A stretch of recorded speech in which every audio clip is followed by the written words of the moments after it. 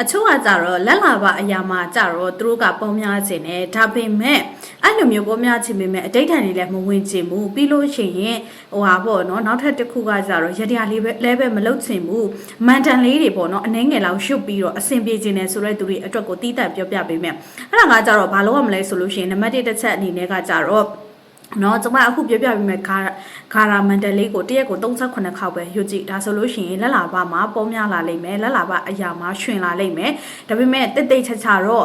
ရွတ်ကမယ်ရွတ်တဲ့အချိန်တိုင်းမှာလေကိုလိုချင်တဲ့ငွေအမောင့်တစ်ခုကိုစိတ်ထဲမှာမှတ်သားပြီးတော့မှသာလေရွတ်ကလိမ့်မယ်ဒီဗီဒီယိုကိုမြင်လို့ရှိရင်လည်းပဲအဲ့ဒီမန်တလေးကိုရွတ်ပါရွတ်ပြီးပြီဆိုလို့ရှိရင်ရွတ်ပြီးပြီငွေအမောင့်ဘယ်လောက်လိုချင်ပါလဲဆိုတာကိုမှတ်ခဲ့ပေးပါနော်